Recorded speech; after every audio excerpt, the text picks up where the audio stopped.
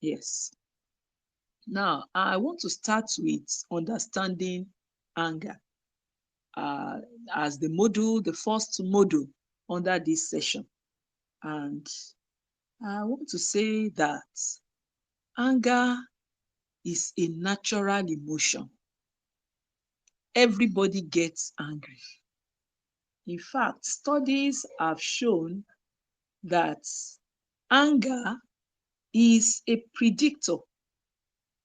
The way we handle uh, our anger is a predictor of divorce. The way couples handle their anger and disagreements, the way they communicate, the way they fight about their disappointment is a predictor of divorce. And each of us have to take responsibility for how we respond to circumstances that we don't like and keep our anger levels low. This will give a major leap in our life of love, our love relationship. So we need to take responsibility for how we respond to those circumstances. And angry behavior and aggression are destructive to any human relationship, even if it is parent, child, husband, wife, boss, and the subordinates. Anger or angry behavior or aggression, they are destructive to human relationships. And conflict is normal. It is normal. There is an adage that says even the tongue and the teeth, they fight. So conflict is normal in any human relationship. And angry and escalating conflict can quickly become a destructive element and turn a healthy relationship into a toxic one. And when we are under anger, we say things that we don't mean, things that we regret. So uncontrolled anger can lead to arguments, physical fights, physical abuse, assault, and even self-harm. So we need to know how to deal with anger in a healthy and positive way. And this will be beneficial to any kind of relationship. There's no doubt about it that we are living in an angry world. Everybody is angry for one reason or the other. In Nigeria, the price of petrol and the attendant hike in prices of goods will naturally make everybody to be tensed up and can easily express the emotion of anger. So we are living in an angry world. And the problem of anger is not restricted by age, socioeconomic status, or even spiritual standing, because people of all ages, social status experience anger. And even kids, they throw tantrums. It has been found by study that 83% of all 2 to 4 year olds have occasional tantrums, and it may involve lying on the floor, kicking, screaming, and even so everybody gets angry. And before we discuss specific anger management strategies, uh, it is helpful for us to first of all understand the nature of anger. Because although most of us are familiar with this emotion, not everyone is aware of its underlying dynamics, because anger is complex and is often misunderstood. And it is more than just being mad. It is more than getting mad at someone.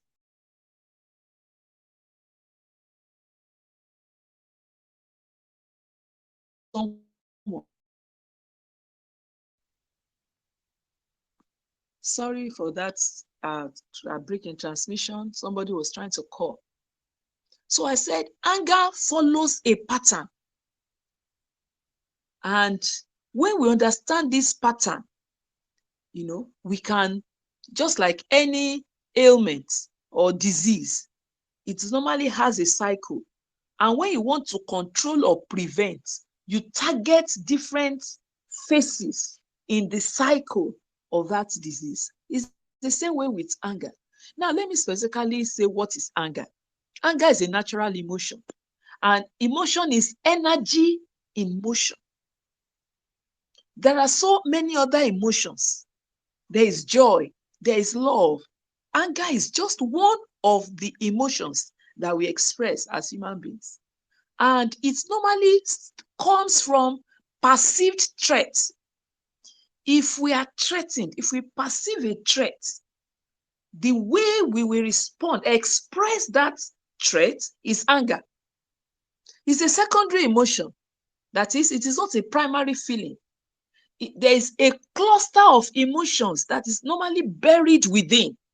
So anger is just like a tip of the iceberg. There are so many things buried beneath. So when somebody is expressing anger, it's a secondary emotion. So many things, clusters of emotions are buried within that person. And that is why when we are angry, it is good for us to look for how we can go to a place. We must have calming strategies, calm ourselves down, and ask ourselves, what am I feeling right now? We're going to talk more about that as we go on, because there are so many other emotions within that person has not expressed. So anger is a secondary emotion, is just the tip of an iceberg. So there are so many other things within, buried beneath the surface. For example, it may be a feeling of disappointment. It may be sadness. It may be loneliness. It may be, so when somebody is showing annoyance or anger, it's giving a what do I call it now? It's giving you a signal that something is wrong with me. I'm feeling lonely. So loneliness can cause somebody to begin to express anger, and you begin to wonder, what have I said? And this person is behaving like this. That person is also feeling something. So the anger that is expressing is just a tip of the iceberg. Some being overwhelmed is an emotion that a person may be feeling within, but what we express on the outside is anger. Embarrassment, pain, even hunger. There is an adage that says an hungry man is an angry man. Stress, tiredness, all these things are all the other things that are buried within. So when somebody is expressing anger, there are so many other emotions, and a cluster of emotions is what leads to the expression of anger. So anger is a strong feeling of annoyance, displeasure, or hostility. And just as I've explained, anger is a response to some event or situation that causes us irritation and frustration, that causes us pain or other displeasure.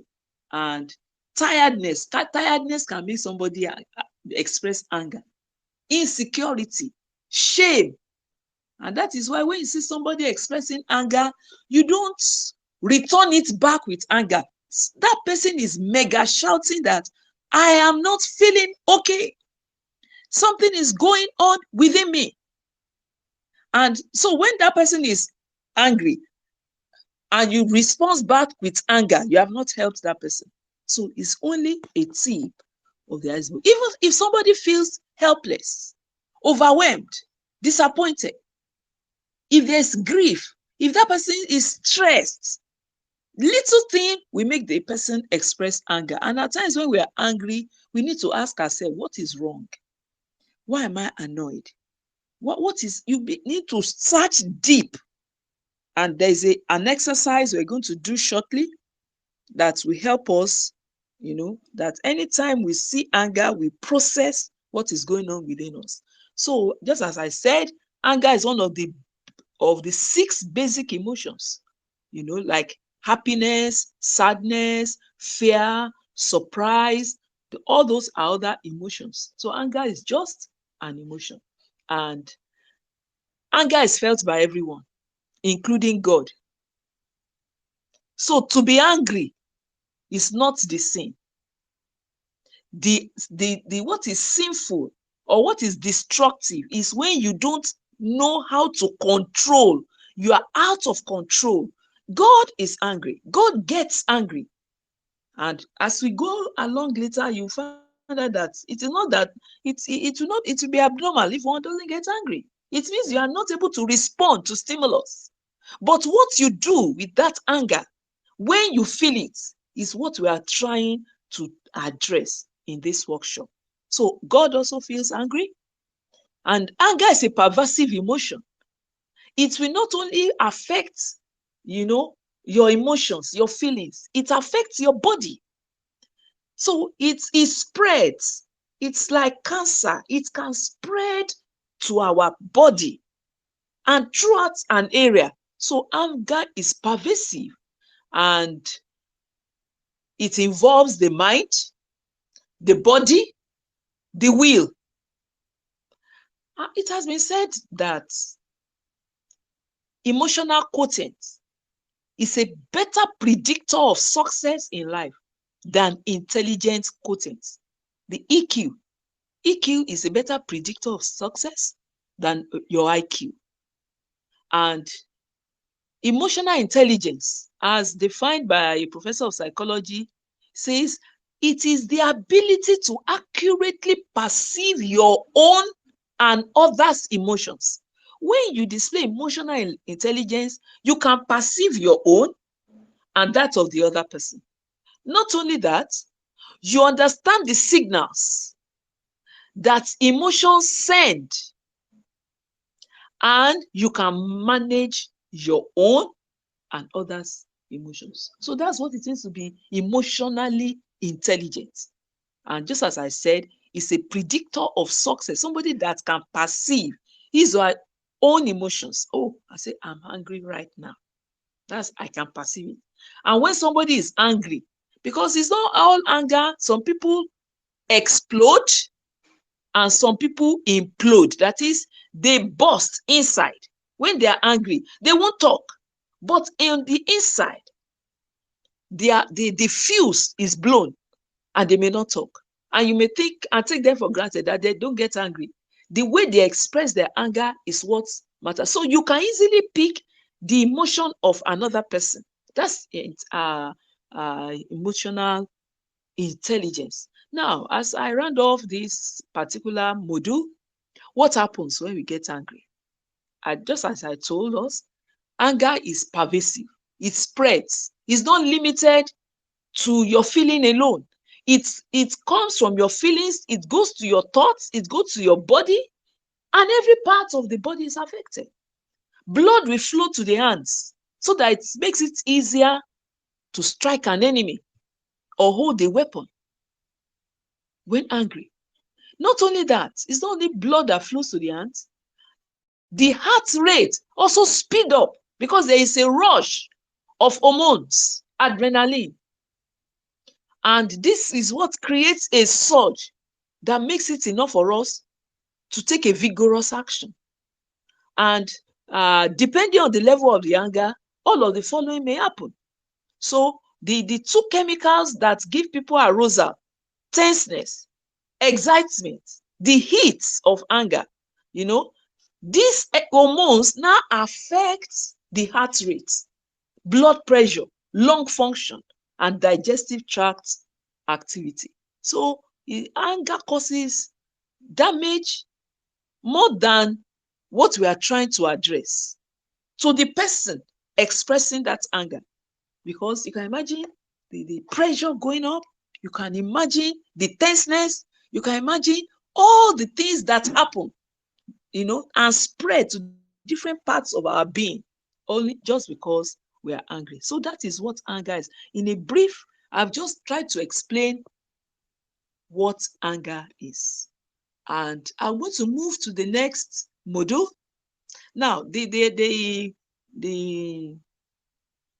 will be a workbook that you can refer to. After this session, I'll give us the workbook so that we can have access to it and review it. But I want to believe with what I've said, we now have a better understanding of anger. That when you are expressing anger, know that it is just the tip of an iceberg, and that there are so many other second underlying emotions, that a cluster of emotions that are still not expressed: hunger, disappointment, loneliness. These are all the other feelings that is buried within a person, and the person is expressing anger. Let me quickly go to the anger cycle, and that is module 2, the cycle of anger. And under that, I'm going to, well, I want to pause because I don't want this session to be too long, because I'm recording it. I will pause now and start the module 2. So please don't go away.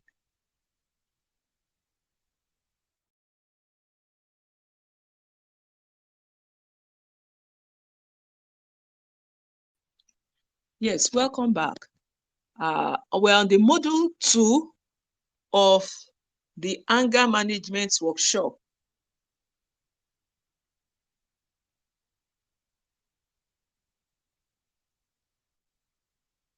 Okay.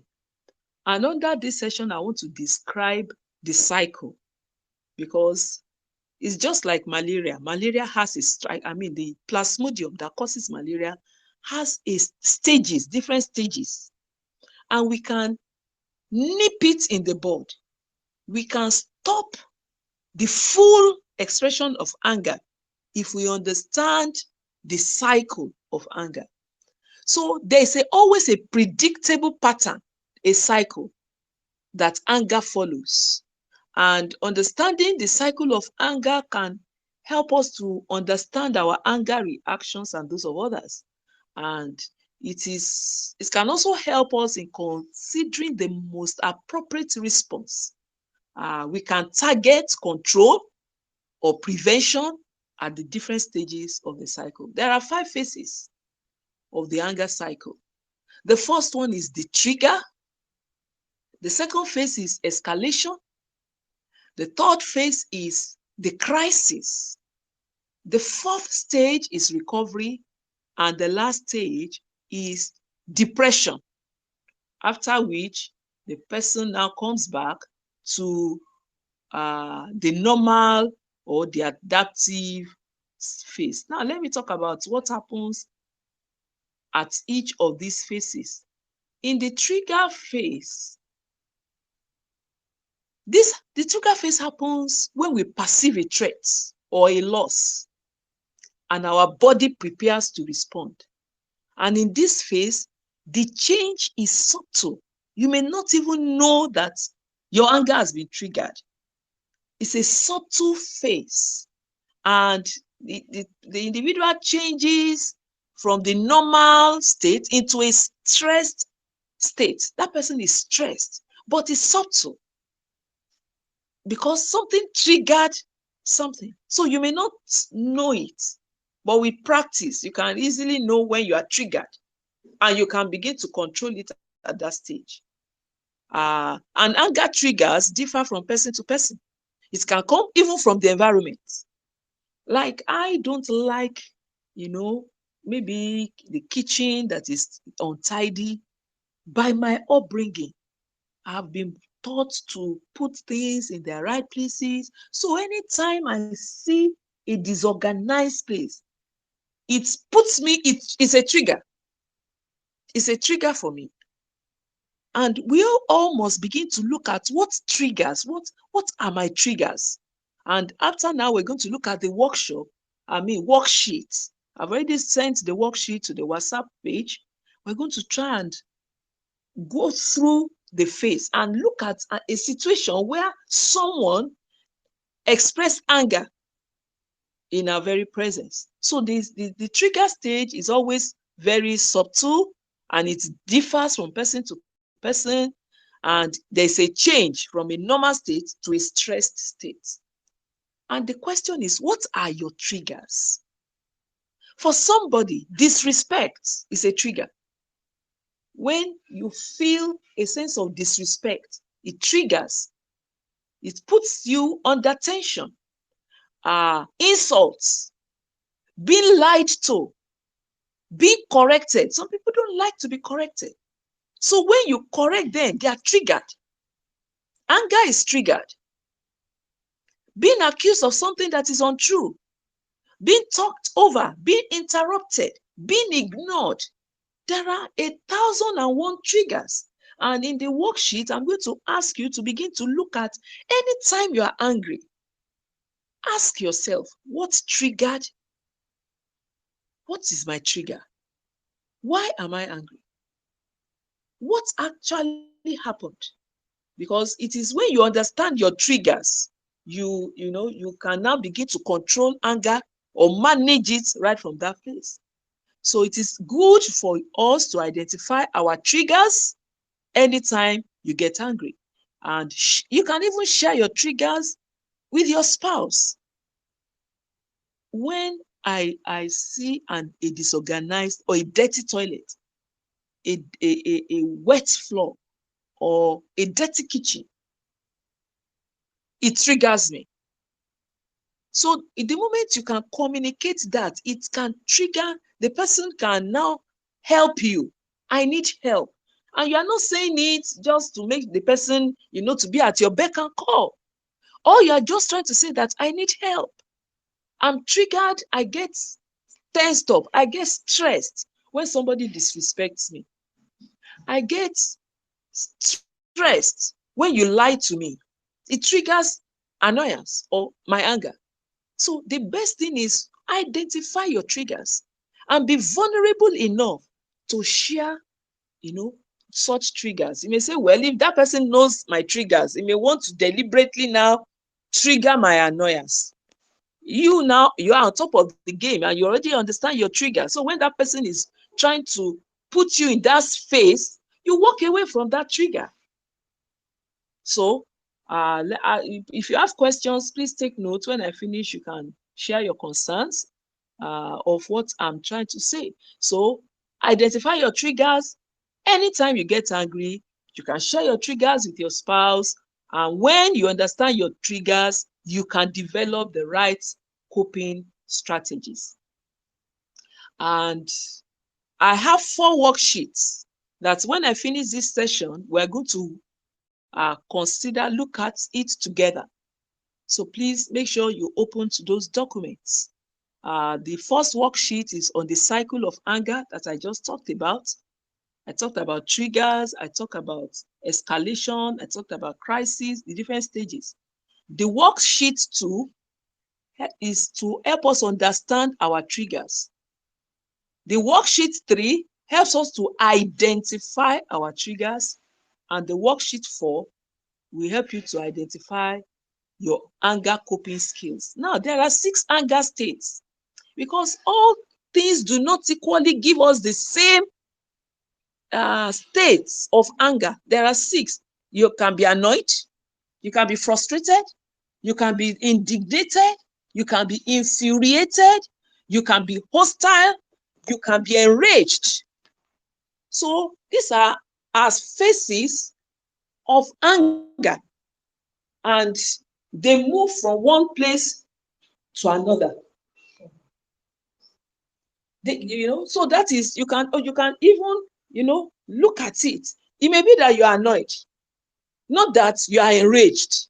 So anger also has, different states.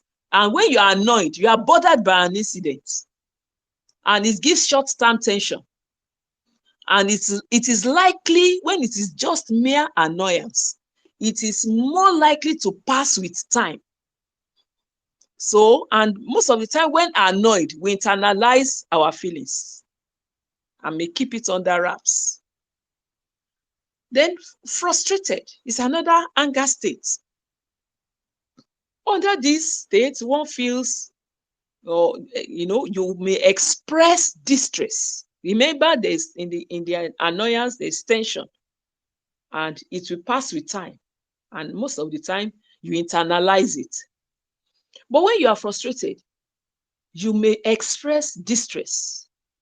Your stress level is rising, mostly due to the inability to control the situation. And most of the time, the frustration comes from someone mistreating us, or at times we are losing an argument. And at this level of frustration, you can still think rationally. Although it is not easy to stay calm or clear-headed because of the heightened resentment or dissatisfaction with what is happening. But when we are frustrated most of the time, we keep our anger to ourselves, but we may show physical emotions of being such. For example, maybe you gave a presentation at your place of work and there was a negative feedback on your presentation. You are frustrated, but you keep it to yourself. They may read your body language and see that, oh, he's not feeling good about that. But at that time, you can still think.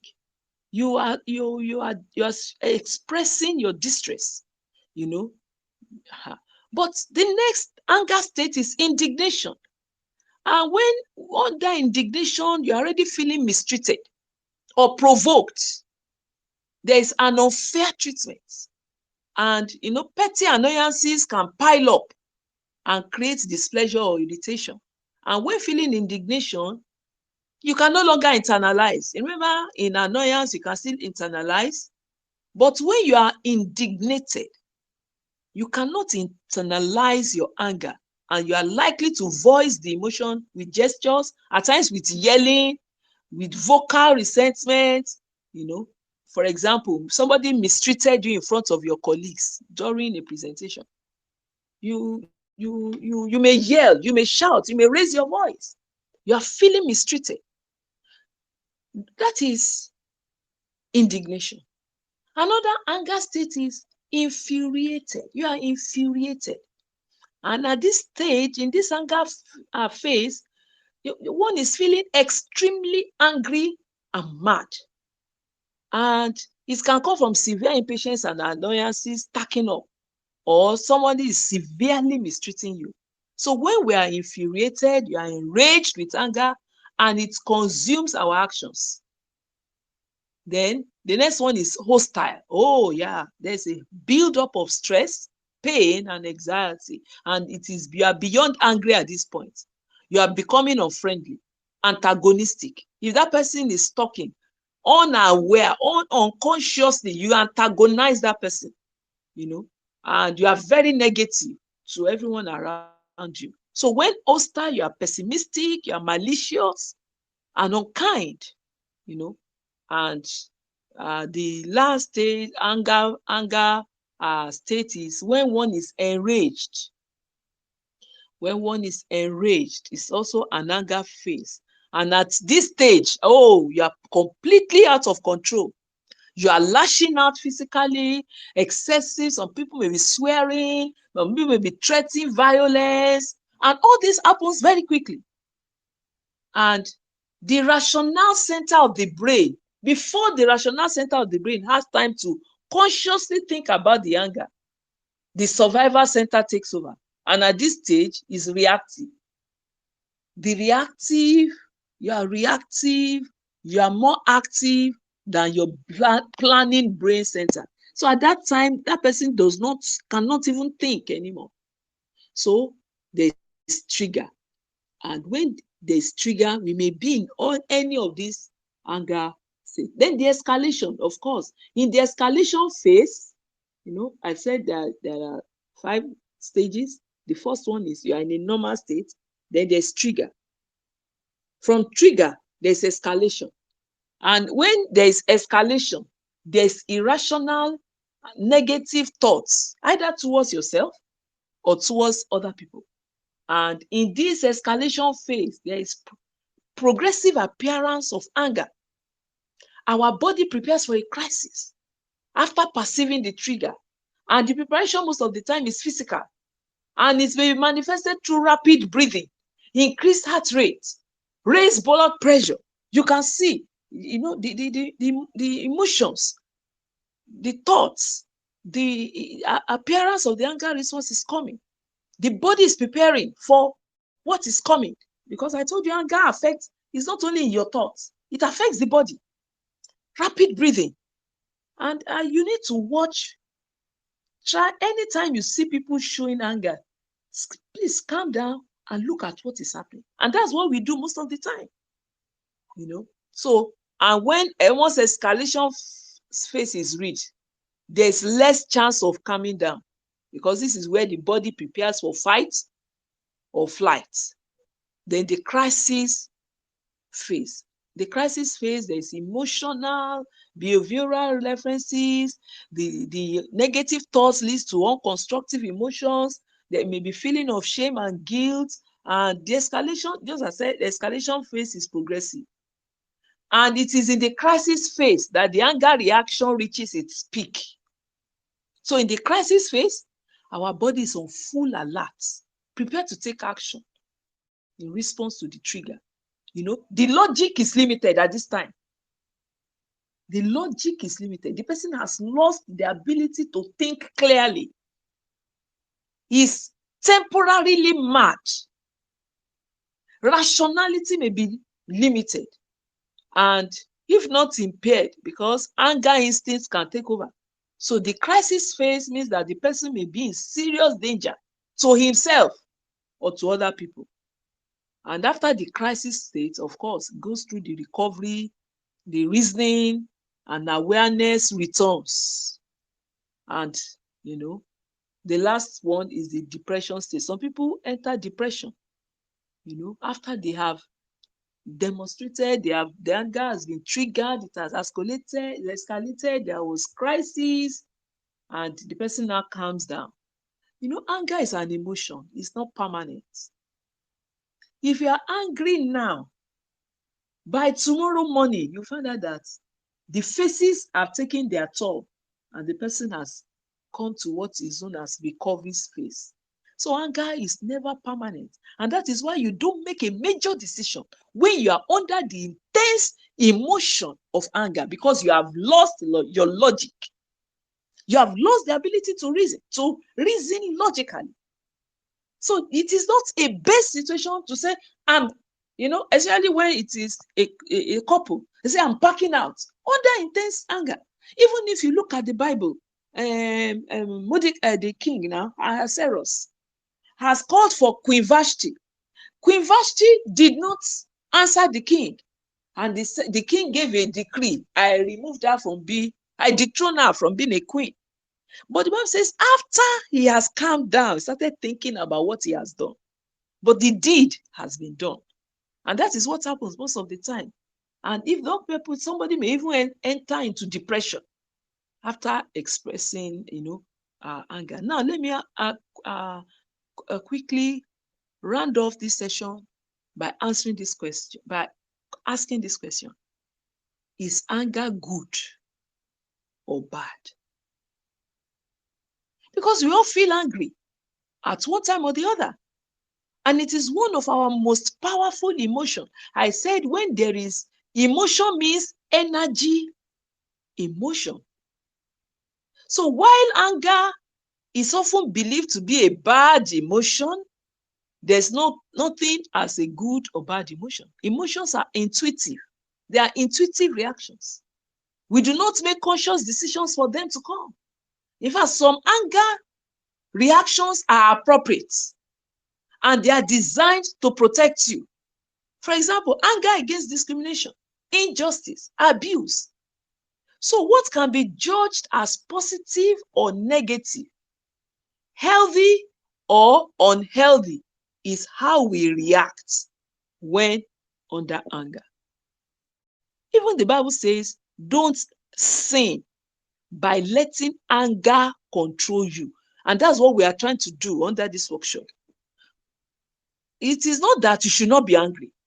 It says be angry, but sin not. It is what we do when angry that the Bible condemns. And that is what you must know. How do I manage it? How do I control it? How do I cope with it? So you say anger should not control you. Anger should not control you. So say and another thing, don't let the sun go down while you are still angry. If you hold anger, it can begin to affect your health. That's why it's don't let the sun go down on it. And it says anger gives a foothold to the devil. So our behavior to express anger can be constructive or destructive. So it is not the anger that is bad, but what we do when we are under anger. We can either be constructive or destructive. And for you to be destructive, you don't need to be intentional about it. It will come naturally when you're angry. But to be constructive, that is what this workshop is all about. So, and if anger is well expressed, it can be used to motivate, to create a positive change. And alternatively too, anger reactions can also be harmful, because anger explosions, that is losing control, can cause rages and violence. Anger repression, when you bottle up anger, can also turn into anxiety and depression. So it is what you do, the reactions, when anger comes, because there's nobody that doesn't get angry, including God. So anger is neither good nor bad. It is how we handle it, what we do with it. Because some people have handled anger positively, and it has led to a revolution that that brought about a massive change of people, of oppression, of apartheid and things like that. So anger is a normal, healthy emotion. It is not bad to feel angry, but it is best to share your concerns and resolve anger the right way before this anger is expressed negatively. I want to pause here and